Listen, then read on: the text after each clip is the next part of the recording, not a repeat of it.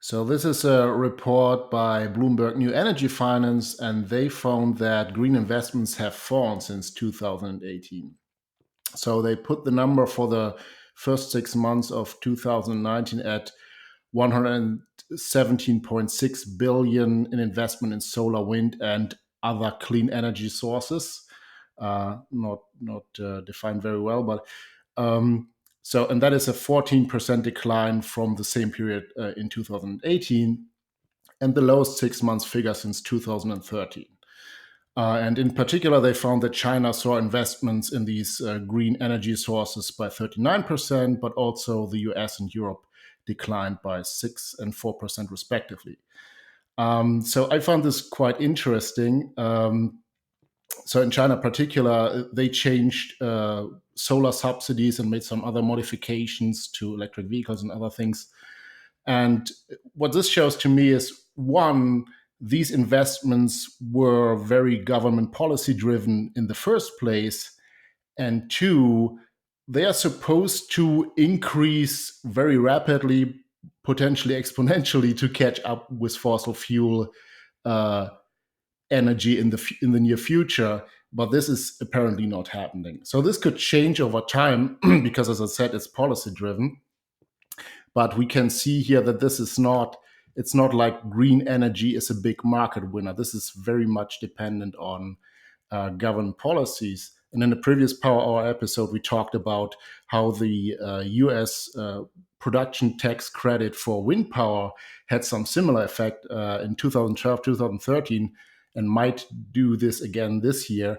Because when these financial incentives are phased out, then you see a rush to new capacity in these renewable power sources uh, until December of the year where they are, which is the last year before they get phased out. And then in the next year, there's a total collapse in that. And I think something similar happened here. So the favorable regulatory framework and financial incentives broke away, and renewables are collapsing in investment.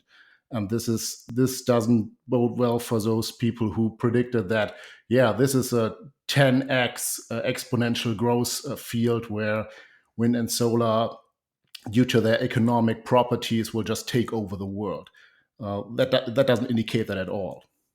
So, what is there some answer to this by the wind and solar evangelists? I mean, a couple of weeks ago, we talked about Peter Diamandis' predictions about, I think it was in that case, he was focused on battery cars, but he says a lot of things about, exponential growth of solar. I'm curious what the response is, because if you're claiming, I've mentioned before that it's the easiest thing in the world to claim exponential growth when a non-existent or tiny industry gets a little bit bigger.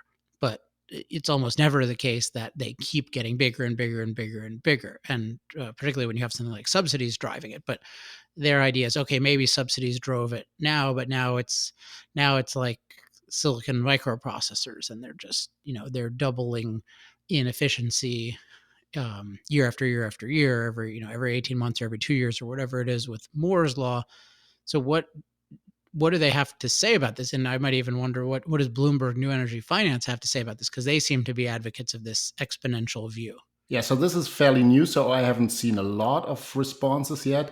But so one thing is, of course, yeah, this is a bad course in policy change for climate policies. And then they quoted some people being hopeful about, a recovery in the second half of the year. And as I said, this could be true because it's policy driven. If there's a change in policy, you could see additional investments soon or maybe next year. But I haven't seen a comprehensive explanation of this sort of collapse. Well, I mean, one thing to note is that there are many, even if certain policies are taken away, there are many, many policy incentives Yeah. for these things in the first place, including just the way the whole grid operates. And there are all kinds of ways in which these unreliable inputs aren't forced to pay for their unreliability, and they're given preference. Like, you have to buy their electricity even though you wouldn't buy it if you didn't have to. And there's all these things going on. So even with the deck stacked that way, it's like if they need eight, it's like they need all eight. If you just imagine there were eight subsidies or mandates, and they need all eight. It's not even enough to have five or six. And this is still at the level in most places where they're serving as marginal or supplemental forms of power. This is not at all the case that everyone's claiming, which is that they can produce the base load power. So they're having, and by the nature of it, with all the batteries that would, we've talked about how these schemes with batteries are just complete fantasies and impossible with the current technology, but they have to admit that those would at least make it a lot more expensive. So if they're talking about, it's one thing to not be able to do it profitably when you have coal and gas and nuclear on the network, and you can parasite off their reliability and they can absorb your unreliability. But if you're talking about, oh, we're going to replace everything with these things, and they can't even handle, the unreliables can't even handle being subsidized for supplemental energy, let alone unsubsidized for fundamental energy.